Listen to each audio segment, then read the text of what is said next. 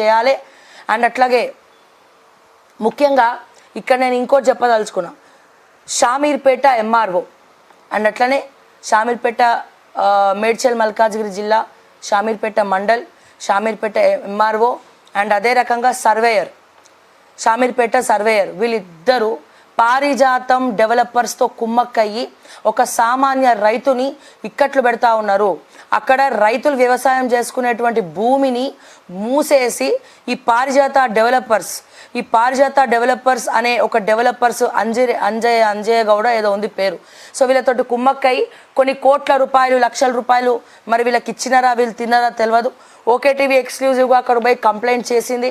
Complaint చేసిన surveyor అర్ధరాత్రుల పూట 6ంటికి 7ంటికి పోయి సర్వే చేయమని చెప్పి ఎవరైతే మధుసూదన్ రెడ్డి ఉన్నాడో ఆయనని బెదిరిస్తూ ఉన్నాడు. సో అట్లాగే మేము కంప్లైంట్ ఇస్తే కూడా ఎవరెవరితో అడ్డమైన విధవలతోటి మాకు ఫోన్లు చేపిస్తూ ఉన్నాడు. అక్కడ లోకల్ రిపోర్టర్ అని చెప్పి పారిజాతం డెవలపర్స్ అండ్ ఎంఆర్ఓకి పారిజాతం డెవలపర్స్కి ఉన్న సంబంధం ఏంటి, ఎంఆర్ఓకి పారిజాతం డెవలపర్స్కి సర్వేయర్కు ఉన్నటువంటి సంబంధం ఏంటి, సర్వేయర్ ఎందుకు సర్వే చేయడానికి భయపడట్లేదు, వీళ్ళు ఎన్ని కోట్ల రూపాయలు ఎన్ని లక్షల రూపాయలు అక్కడ మింగినారు.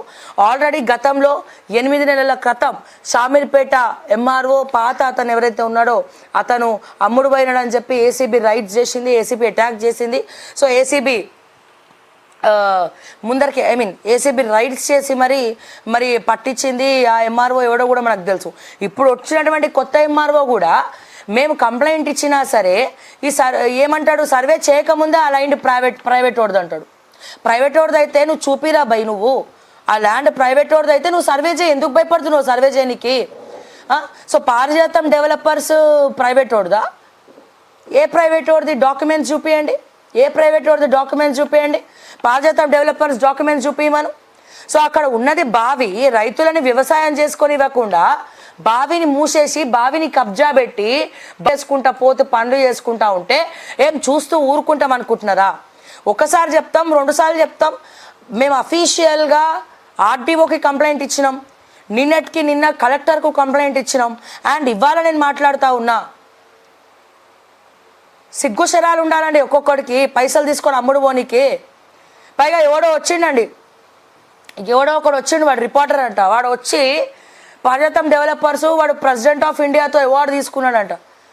పైసలు ఇస్తే మాకు కూడా ఇస్తాడండి అవార్డులు, పైసలు ఇస్తే మాకు బి ఇస్తాడు అవార్డులు. ఆయన ఏమన్నా స్వచ్ఛ భారత్లో పాల్గొన్నాడా, లేకపోతే ఏమన్నా నీతి నిజాయితీతో ముందరికెళ్ళిండా? పారిజాతం డెవలపర్స్ మీద CCSలో 3-4 కేసులు నమోదైనాయి. ఒకటే ఫ్లాట్ని 4కి 10 మందికి అమ్మి ఇంకా కోర్టులో కేసులు నడుస్తున్నాయి. వాడు ఒక దొంగ, ఆ దొంగను పట్టుకొని మళ్ళీ తిట్టొద్దు అని చెప్పి ఇంకోడోడో ఊపుకుంటూ వచ్చిండు మా దగ్గరికి మాట్లాడడానికి.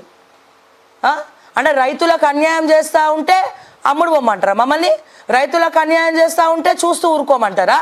హ్యాండిక్యాప్ని పట్టుకొని యాక్సిడెంట్లో కాలు పోతే ఆయన ఉన్న 4 ఎకరాలను కాపాడుకోవడానికి వ్యవసాయం చేసుకుంటుంటే ఆయన వ్యవసాయంకి అడ్డొస్తుంది.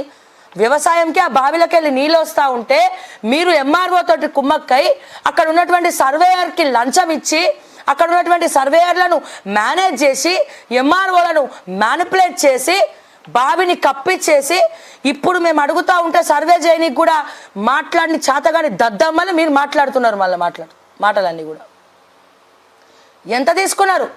పారిజాతం డెవలపర్స్ వాడి దగ్గర ఎంత తీసుకున్నారు మీరు? వ్యవసాయంకి పనికొచ్చే ఆ బావిని నీళ్లు రాకుండా, పొలానికి నీళ్లు రాకుండా చేసేటువంటి ఈ సన్నాసికి చేదోడు వాదోడుగా మీరు ఉంటారా ఎంఆర్ఓలు సర్వేయర్లు? లేకపోతే సామాన్య ప్రజలకు అందుబాటులో ఉంటారా? నీతిగా నిజాయితీగా సర్వేలు చేస్తే మీ కొమ్ములు పడిపోతాయా? మీ కుటుంబాలు నాశనం అవుతాయా? ఏమవుతాయి? ఆ పాపపు సొమ్ము ఎందుకు? ఏం చేసుకుంటారు ఆ పాపపు సొమ్ము అని చెప్పి నేను అడుగుతా ఉన్నా. దాదాపు 1 మంత్ అయింది ఆ కంటెంట్ చేసి. మేము మా నరసింహ అని చెప్పి రిపోర్టర్ కూడా తిరుగుతూ ఉన్నాడు, మధుసూదన్ రెడ్డి ఏమైందని అడుగుతూ ఉన్నారు, వీళ్ళు మంతనాలు జరుపుతూ ఉన్నాడు. ఎన్నిసార్లు మాట్లాడు ప్రైవేట్ వాడు చూపివయ్యా నువ్వు దమ్ముంటే నీకు, ఏ ప్రైవేట్ వాడిదో దాని కింద బాబు ఉందా లేదా నేను చెప్తా. మేము చూసినాం ఆ రూట్ మ్యాప్ చూసినాం, ఆడ బావి కనబడుతుంది క్లియర్గా. మరి ఎంఆర్ఓ కళ్ళకి గంతలు పెట్టుకున్నాడా? నేను చెప్తా ఉన్నా సివి ఆనంద్కి కంప్లైంట్ లెటర్ ఇస్తా ఉన్నా ఎంఆర్ఓ మీద, అక్కడ ఉన్నటువంటి ఆర్డీఓ మీద అండ్ సర్వేయర్ మీద. 10 సంవత్సరాల నుంచి ఏ ఎంఆర్ఓ వస్తే ఆ ఎంఆర్ఓని వీళ్ళు మ్యానిపులేట్ చేసి మేనేజ్ చేస్తూ ఉన్నారు, సర్వేయర్లని మేనేజ్ చేస్తూ ఉన్నారు. మీకు దమ్ముంటే ఏసీబీ రైట్ చేయండి, వాళ్ళ ఇళ్ళల్లో ఎంతెంత బంగారం దొరుకుతుంది, ఏమేమి దొరుకుతుందో మేము చూపెడతాం, రెడ్ హ్యాండెడ్గా పట్టిస్తాం. అండ్ అతి త్వరలో ఇంకొక స్ట్రింగ్ ఆపరేషన్ కూడా చేయబోతున్నాం మేము రెవెన్యూ డిపార్ట్మెంట్లో. ఒక జిల్లాకి సంబంధించినటువంటి ఎంఆర్ఓ ఆఫీసులో అయితే భయంకరంగా వీళ్ళు అందరు చేతోడు వాళ్ళు, అక్కడ లోకల్లో ఉన్నటువంటి పోలీసులు మొత్తం అందరు కలిసి చేతులు కలిపి బహిరంగంగా ఒక దందా చేస్తూ ఉన్నారు. ఎక్స్క్లూజివ్గా ఒక 1 వీక్లో తెర మీదకి తీసుకొస్తాం ఆ విషయం కూడా. చాలా ఉన్నాయి సమస్యలు మాట్లాడడానికి, చాలా ఉన్నాయి సమస్యలు మాట్లాడడానికి. తప్పుదో పట్టిస్తూ ఉన్నారు. అంటే అందరు అమాయకులు, చూస్తారు చూడకుండా ఉంటారని అనుకుంటున్నారేమో.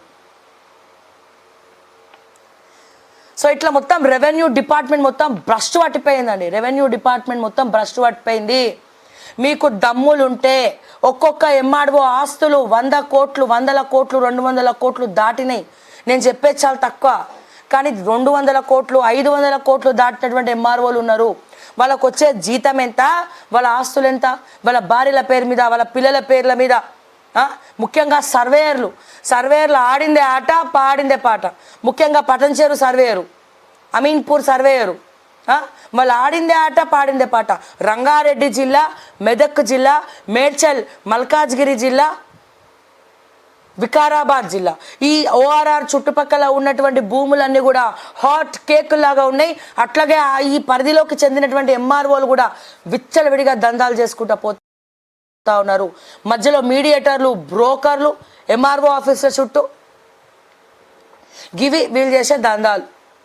నిజంగా నీతి నిజాయితీగా వెళ్ళాలనుకుంటే ఏసీబీ డిపార్ట్మెంట్ వీళ్ళందరినీ కూడా పట్టుకోవాలని చెప్పి ప్రతి ఒక్క పురుగును కూడా ప్రక్షాళన చేసుకుంటారండి, జప్తు చేయండి. ఇప్పుడు ఇంకా కాంగ్రెస్ గవర్నమెంట్ తీసుకొచ్చి ఆ బాధ్యతలన్నీ ఎంఆర్ఓలకు అప్పచెప్పింది. ధర్నీ పోర్టల్ అట వాళ్ళకే ఏం నాలెడ్జ్ లేదు, నిల్ నాలెడ్జ్ దాని పట్ల. అన్ని రకాల అథారిటీస్, అన్ని రకాల రైట్స్ వాళ్ళకి ఇచ్చింది. ఇంకూరుకుంటారు వాళ్ళు, ఇంకా రెచ్చిపోతారు, తర్వాత పుచ్చిపోతారు.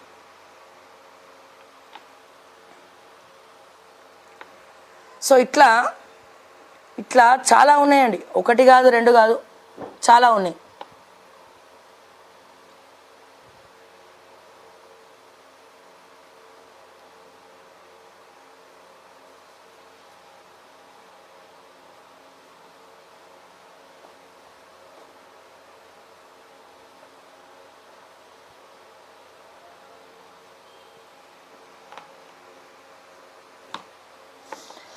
ముఖ్యంగా ఆంధ్రజ్యోతిలో వచ్చినటువంటి ప్రథమమైనటువంటి వార్త, తెలంగాణ ఫ్యూచర్ స్టేట్, రాష్ట్రానికి ట్యాగ్లైన్ ఖరారు చేసిన ముఖ్యమంత్రి రేవంత్ అట. హైదరాబాద్ పునర్నిర్మాణ ప్రాజెక్టులకు పర్యాయ పదం ఇది.